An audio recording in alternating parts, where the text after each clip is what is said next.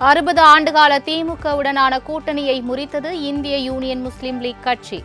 சென்னையில் நடைபெற்ற IUML மாநில குழு கூட்டத்தில் முடிவு.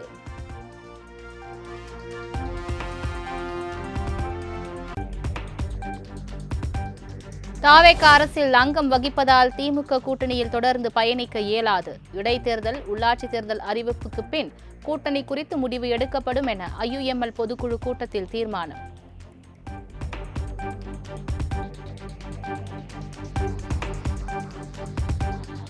நாளை நடைபெறவுள்ள நீட் மறுதேர்வுக்கான பாதுகாப்பு ஒத்திகை நாடு முழுவதும் தொடக்கம். தேர்வு மையங்களில் துணை ராணுவ படையினர் குவிக்கப்பட்டு ஏற்பாடுகள் குறித்து ஆய்வு.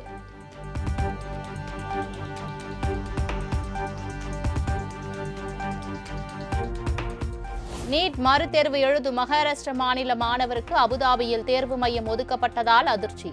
அபுதாபியில் மையம் ஒதுக்கப்பட்டது குறித்து NTA-வுக்கு மாணவர் அப்துல்லாவின் தந்தை புகார்.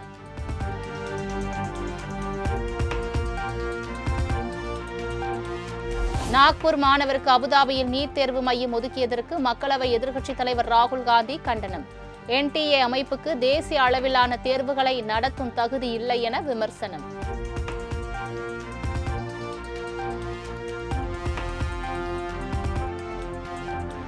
நாடு முழுவதும் நாளை நீட் மறுதேர்வு நடைபெறவுள்ள நிலையில் அனைத்து மாவட்ட ஆட்சியர்களுக்கு முக்கிய அறிவுரை.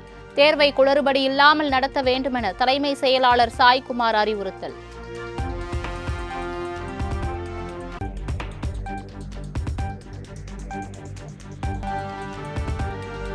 குடியரசுத் தலைவர் திரௌபதி முர்முவுக்கு முதலமைச்சர் விஜய் பிறந்தநாள் வாழ்த்து.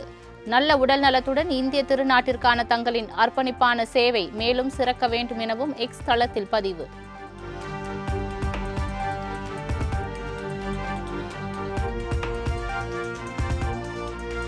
தாவேகாவில் இணைந்தார் அதிமுக முன்னாள் அமைச்சர் கோமதி சீனிவாசன். திருவையாறு அதிமுக முன்னாள் MLA சுப்பிரமணியன், திரைப்பட இயக்குநர் RV உதயகுமார் ஆகியோர் தாவேகாவில் ஐக்கியமானார்.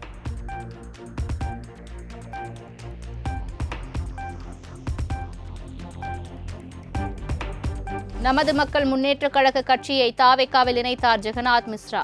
2026 சட்டமன்ற தேர்தலில் தாவேக கூட்டணியில் போட்டியிட்டு வெற்றி பெற்ற நிலையில் முடிவு.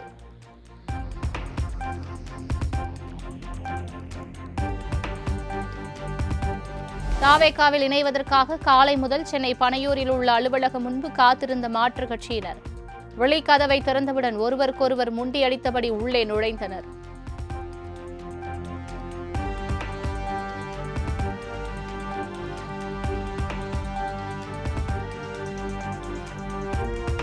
அண்ணா திராவிட முன்னேற்றக் கழகமும் தமிழக வெற்றிக் கழகமும் என்றும் ஒன்றுதான். அதிமுகவை சேர்ந்த 90% தொண்டர்கள் தாவேகாவை நோக்கி வர தொடங்கியுள்ளதாகவும் பேச்சு.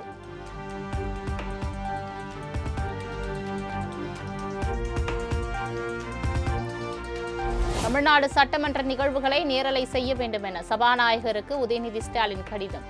நாங்கள் தருவதை மட்டுமே ஒளிபரப்ப வேண்டும் என்று சொல்வதும் பாசிச நடவடிக்கை என குற்றச்சாட்டு.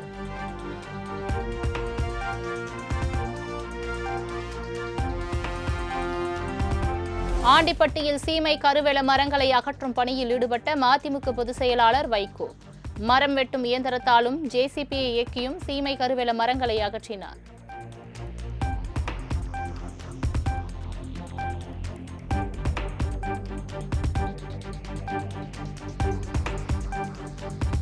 சென்னையில் உள்ள முன்னாள் அமைச்சர் செந்தில் பாலாஜி வீட்டிற்கு கரூர் காவல்துறையினர் வருகை. செந்தில் பாலாஜியின் தம்பி அசோக்கை தேடி போலீசார் வந்ததாக தகவல்.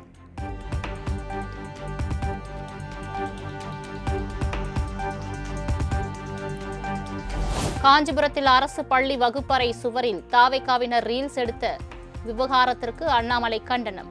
தாவேகாவினரின் இதுபோன்ற செயல்பாடுகள் அரசு பள்ளிகளின் நிலையை மேலும் அவலப்படுத்துவதாக விமர்சனம்.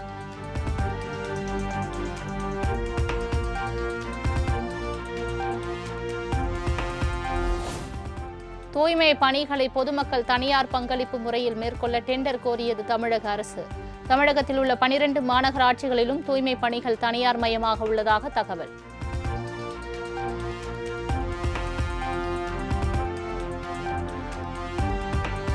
சிவகங்கை, மதுரை மாவட்ட ஆட்சியர்களை மாற்றம் செய்து தமிழ்நாடு அரசு உத்தரவு. மதுரை ஆட்சியராக உள்ள ஆ.க. சிவகங்கை ஆட்சியராகவும், சிவகங்கை ஆட்சியராக உள்ள நிஷாந்த் கிருஷ்ணா மதுரை ஆட்சியராகவும் மாற்றம்.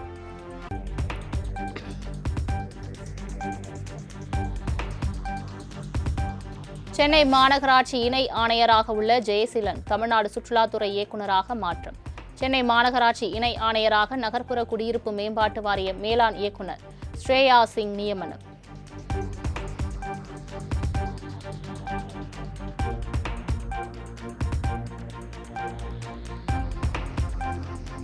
மத்திய உள்துறை அமைச்சர் அமித்ஷா ஜூலை 2ஆம் வாரத்தில் தமிழ்நாடு வருகிறார் என தகவல்.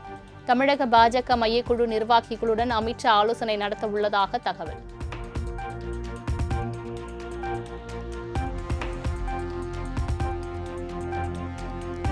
தாமிரபரணி கரையோர மேம்பாட்டு பணிகளுக்காக டெண்டர் அறிவித்த நெல்லை மாநகராட்சி. தாமிரபரணி ஆற்றங்கரையோரத்தை மேம்படுத்த 59 கோடி 5 லட்சம் ரூபாய் மதிப்பிலான டெண்டர் அறிவிப்பு.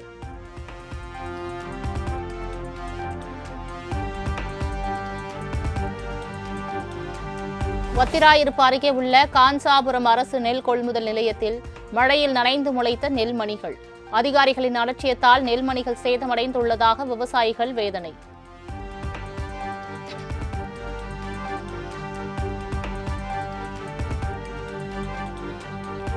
சூளகிரி அருகே கல் குவாரிகளில் அனுமதித்த அளவை விட கூடுதலாக வெடி வைத்து பாறைகள் தகர்க்கப்படுவதால் வெளியேறும் புழுதி புகை.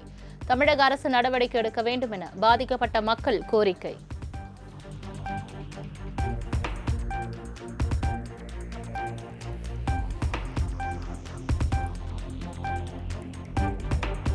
பென்னாகரம் அருகே வீட்டில் தூங்கிக் கொண்டிருந்த பெண் அரிவாளால் சரமரியாக வெட்டி கொலை. கொலையாளி ஒருவரை கைது செய்து காவல்துறையினர் தீவிர விசாரணை.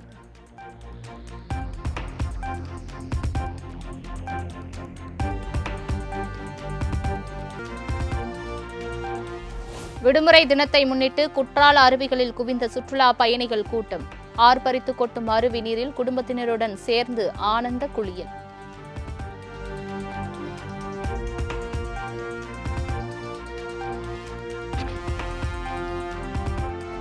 தொடர் மழை எதிரொலியாக மேட்டூர் அணைக்கு நீர்வரத்து வினாடிக்கு 1397 கன அடியிலிருந்து 2253 கன அடியாக அதிகரிப்பு.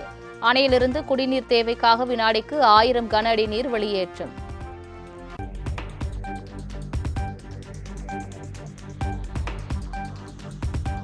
திண்டுக்கல் அருகே சிஎன்ஜி சிலிண்டர்கள் ஏற்றி சென்ற லாரி ஓட்டுநரின் கட்டுப்பாட்டை இழந்து சாலையோரத்தில் தலைக்குப்புற கவிழ்ந்து விபத்து.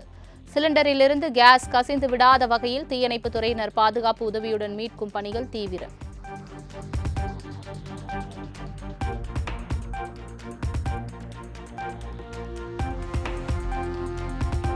கேரள பகுதிகளில் மீன்பிடி தடைகாலம் நிலவி வருவதால் தூத்துக்குடி திரேஸ்புரம் நாட்டுப்படகு மீன்பிடி துறைமுகத்தில் குறையாத மீன்களின் விலை.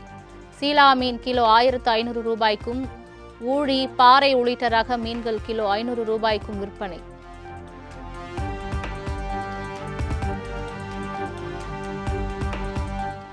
சென்னையில் தங்கம் விலை சவரனுக்கு 240 ரூபாய் உயர்வு. ஒரு சவரன் தங்கம் 1,08,800 ரூபாய்க்கு விற்பனை.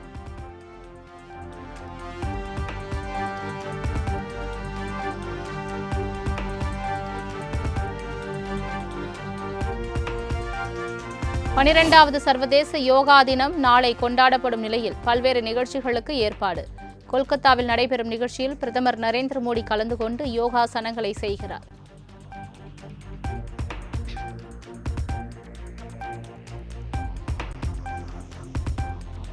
பருவமழை தாமதமாவதால் நீர்நிலைகளில் நீர்மட்டம் 10% கீழ் சரிந்துள்ளதால் வாகனங்களை கழுவ மும்பை மாநகராட்சி தடை. விதிகளை மீறினால் 5000 ரூபாய் வரை அபராதம் விதிக்கப்படும் என எச்சரிக்கை.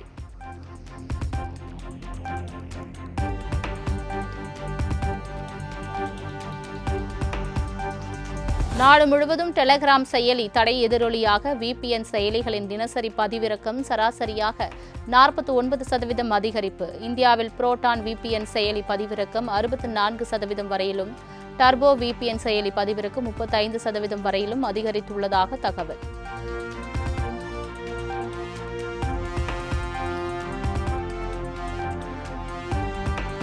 இந்தியாவில் அடிக்கடி பிரதமர்கள் மாறிக்கொண்டே இருந்த சூழலில் பொறுப்பேற்று 12 ஆண்டுகளுக்கு மேலாக நிலையான ஆட்சியை வழங்கி வருகிறார் பிரதமர் மோடி. மோடி உண்மையில் அமைதியான நபர் அல்ல, மிகவும் டஃப் ஆனவர் என அமெரிக்க அதிபர் டிரம்ப் கருத்து.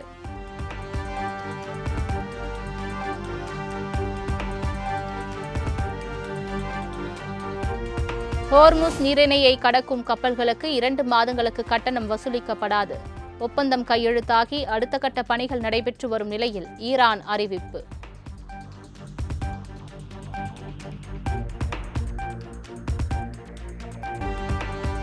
ஃபிஃபா உலகக்கோப்பை தொடரில் USA அபார வெற்றி. 2-0 என்ற கோல் கணக்கில் ஆஸ்திரேலிய அணியை வீழ்த்தி 2வது வெற்றியை பதிவு செய்தது.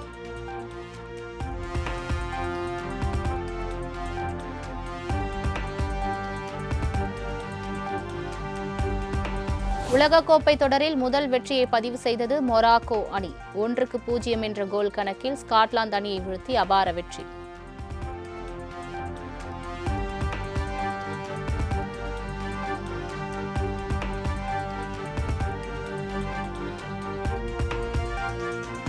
உலகக்கோப்பை தொடரில் இன்று இரவு 9:30 மணிக்கு நடைபெறும் ஆட்டத்தில் நெதர்லாந்து ஸ்வீடன் அணிகள் மோதல்.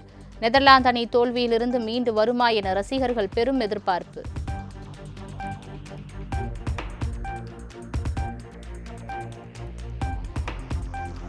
நள்ளிரவு 1:30 மணிக்கு நடைபெறும் ஆட்டத்தில் ஜெர்மனி ஐவரி கோஸ்ட் அணிகள் மோதல். அதிகாலை 5:30 மணிக்கு நடைபெறும் மற்றொரு ஆட்டத்தில் ஈக்வடார் குராசோ அணிகள் பல பரீட்சை.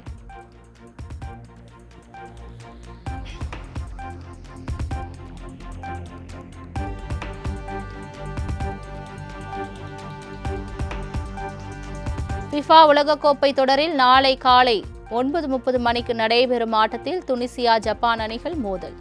நாளை இரவு 9:30 மணிக்கு நடைபெறும் ஆட்டத்தில் ஸ்பெயின் சவுதி அரேபியா அணிகள் பல பரீட்சை.